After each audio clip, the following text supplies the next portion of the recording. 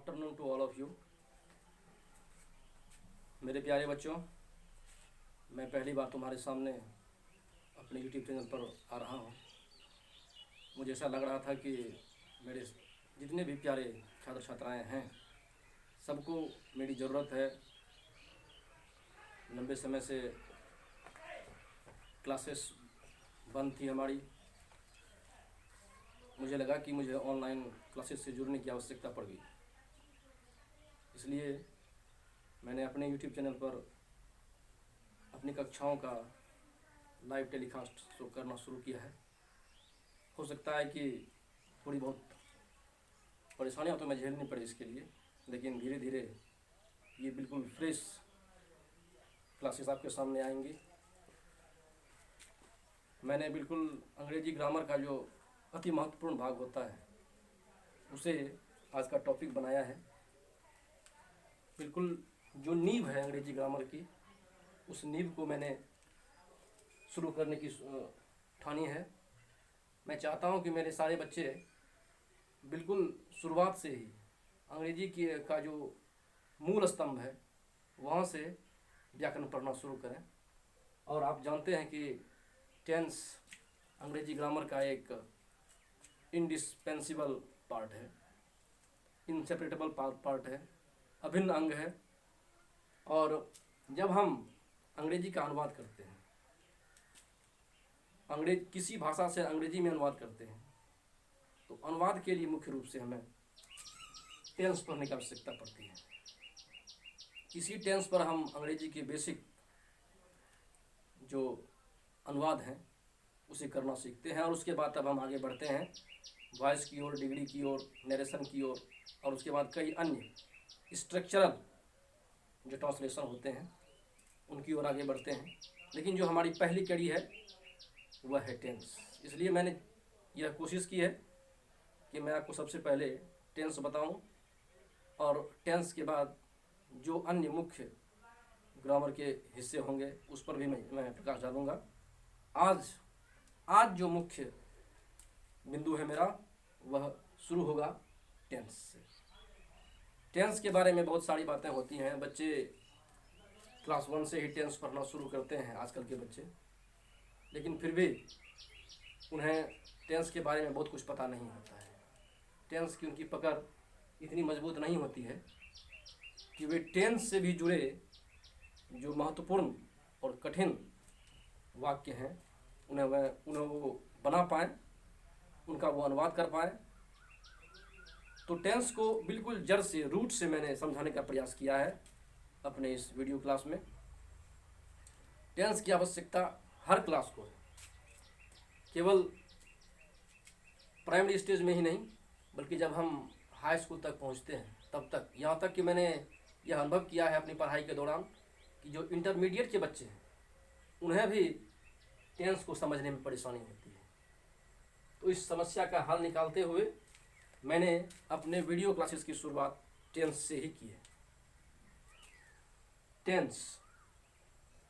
Tense की हिंदी हम सब जानते हैं। टेंस की हिंदी काल होती है।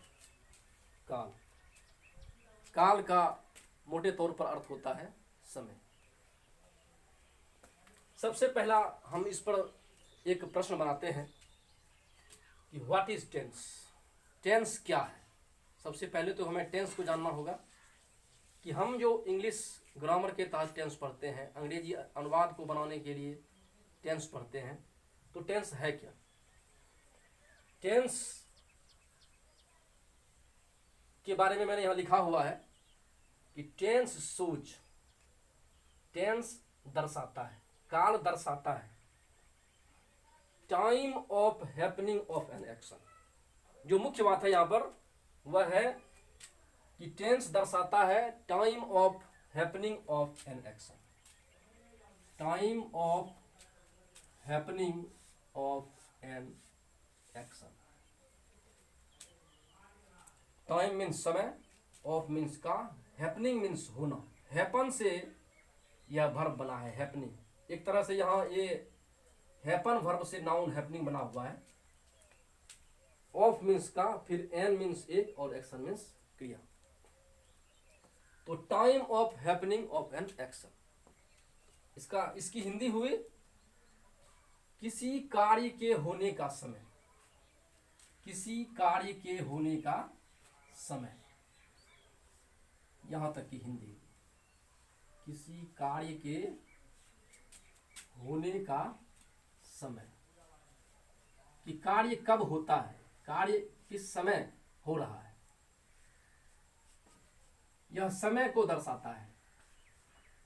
अंग्रेजी ग्रामर के तहत जिस टेंस की हम चर्चा करते हैं वह टेंस किसी कार्य के होने के समय को दर्शाता है। और आगे का जो भाग है वह यह है and its degree of completion, और इसके पूर्णता का स्तर। यहां पर कंप्लीशन मीन्स पूर्णता।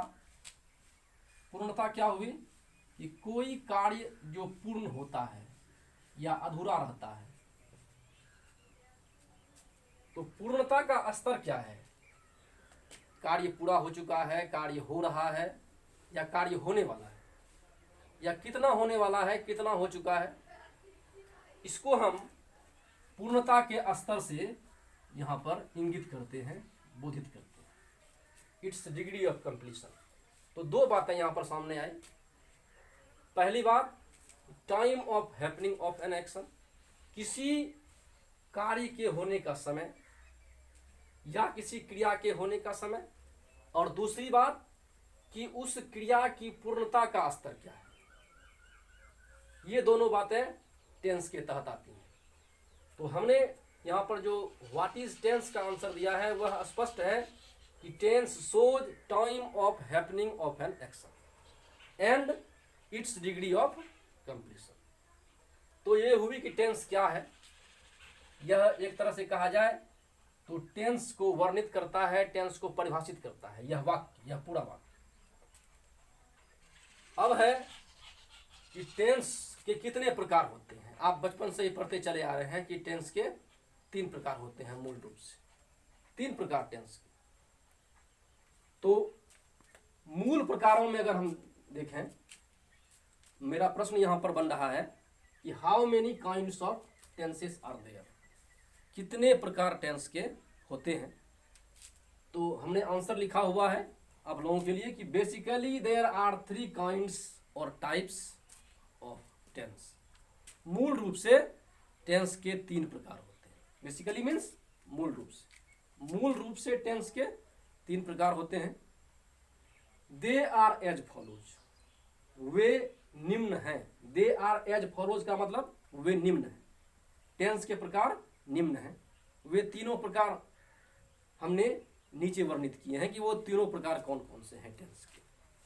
तो आपने हिंदी व्याकरण में पढ़ा होगा कि वर्तमान काल, भूतकाल और भविष्यत काल, हिंदी व्याकरण के तहत आपने पढ़ा होगा। और उसी की यहाँ पर अंग्रेजी हुई है। अंग्रेजी में भी मूल रूप से 3 प्रकार के टेंसेस होते हैं। पहला number A present tense. Present means वर्तमान और टेंस मीन्स काल, वर्तमान काल। ये वर्तमान काल क्या है, आप वर्तमान से अवगत हैं। वर्तमान का मतलब होता है कि जो समय अभी हम जी रहे हैं, जिस समय को अभी हम बिता रहे हैं, वह वर्तमान के रूप में जाना जाता है।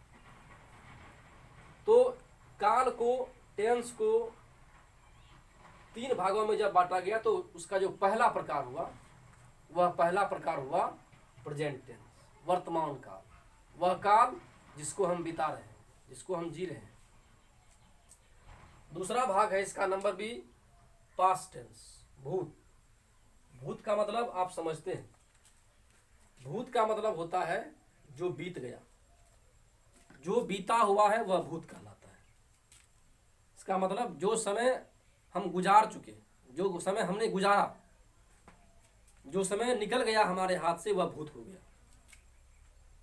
हो सकता है कि उस वक्त हम जीवित नहीं भी हों, लेकिन वो समय या तो हमारे आने के बाद बीता, धरती पर आने के बाद बीता, या वो समय हमारे धरती पर आने के पहले ही बीत गया हो। यह भी हो सकता है, ऐसा भी हो सकता है। तो हम यहाँ पर यह समझने की कोशिश करते हैं कि पास्ट टेंस जिसे हम भूतकाल कहते हैं, वह भूतकाल क्या है। तो भूत काल मतलब वह समय जो भूत बन गया हो, जो बीत गया हो, जो निकल चुका हो, जो पहले ही जो समय गुजर गया हो वह भूत कहलाएगा। तो पास्ट टेंस नंबर बी है दूसरा प्रकार टेंस का, पास्ट टेंस, जिसे हम हिंदी में कहते हैं भूतकाल। और तीसरा प्रकार है फ्यूचर टेंस। फ्यूचर भविष्य, आप कहते हैं आप कि भविष्य, किसी का भविष्य क्या होगा। भविष्य का मतलब होता है जो समय हमने देखा नहीं है, जो समय हमने गुजारा नहीं है, ना हम गुजार रहे हैं, जो समय आने वाला है वह भविष्य कहलाता है, भविष्यत काल कहलाता है। तो फ्यूचर टेंस की हिंदी होती है भविष्यत काल, और फ्यूचर टेंस यह दर्शाएगा कि आने वाला समय होगा, वह समय न बीता होगा, न बीत रहा है, वह समय आने वाला होगा। तो इन दोनों टेंस से अलग एक पहला प्रेजेंट टेंस जो है वह है वर्तमान काल, जो समय बीत रहा है। दूसरा है पास्ट टेंस, जो समय बीता, पहले ही चला गया। और तीसरा है फ्यूचर टेंस, जो कि आने वाला है, जो आएगा, जिसकी हम प्रतीक्षा करते हैं, वो समय आने वाला है, वह भविष्यत काल कहलाता है। तो ये मुख्य तीन प्रकार टेंस के, मुख्यतः तीन प्रकार, प्रेजेंट टेंस, पास्ट टेंस और फ्यूचर टेंस।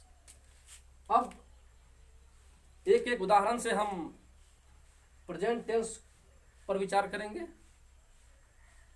पास्ट टेंस पर विचार करेंगे और फ्यूचर टेंस पर विचार करेंगे कि हमने आखिर जो प्रेजेंट टेंस यहाँ पर लिखा तो इसको हम किस तरह पहचानेंगे। आप किस तरह पहचानेंगे कि यह जो वाक्य है यह प्रेजेंट टेंस में है, या काम जो हो रहा है वह प्रेजेंट टेंस में हो रहा है। आपने टेंस की परिभाषा में पहले देखा हुआ है कि टेंस की परिभाषा में हमने लिखा हुआ था कि time of happening of an action, किसी कार्य के होने का समय। तो यह प्रेजेंट टेंस किसी कार्य के होने के समय को दर्शाता है, और वह कौन सा समय, वह समय जो वर्तमान में चल रहा है। जैसे मैं पढ़ा रहा हूं, मैं अभी आपको टेंस पढ़ा रहा हूं। अब यह जो टेंस पढ़ाने का काम है वह कब हो रहा है, इसमें देखिए time of happening of an action, क्रिया के होने का समय। मैं पढ़ा रहा हूं तो पढ़ाने की जो क्रिया है वह कब हो रही है, पढ़ाने की क्रिया हो रही है अभी मैं खड़ा हूं और मैं पढ़ा रहा हूं। इसका मतलब है कि मैं इस समय को जी रहा हूं, मैं इस समय को बिता रहा हूं। मैंने शुरू में आपको बताया था कि जो प्रेजेंट टेंस है वह क्या है, वह एक ऐसे समय को दर्शाता है जो समय की हम गुजार रहे हैं, जो समय हम बिता रहे हैं अभी। तो अभी जो मैंने यह वाक्य कहा कि मैं पढ़ा रहा हूं, यह अभी चल रहा है, वर्तमान समय में चल रहा है, यह कार्य हो रहा है, अभी हो रहा है, आपके सामने हो रहा है, इसलिए यह वर्तमान काल है। और अगर मैं आप कहूं कि मैंने तुम्हें कल पढ़ाया, मैंने तुम्हें कल पढ़ाया, तो मैंने तुम्हें कल पढ़ाया वह समय क्या है, वह समय बीत गया, कल तो बीत गया। कल दो तरह के होते हैं, एक बीता हुआ कल, एक आने वाला कल। वो समय तो बीत गया, जिस समय मैं जिस कल की बात कर रहा हूं वह कल बीत गया। मैंने कल आपको पढ़ाया या मैंने कल तुम्हें पढ़ाया, इसका मतलब है मैंने पास्ट टेंस का जब जिक्र किया था, वर्णन किया था, तो मैंने उस वक्त कहा था कि भूतकाल, भूत का मतलब हुआ है, होता है बीता हुआ, जो बीत गया, जो समय बीत गया वह क्या है, भूतकाल है। तो मैंने जब यह वाक्य कहा कि मैंने तुम्हें पढ़ाया या उसने तुम्हें हंसाया, तो इसका मतलब हंसाने का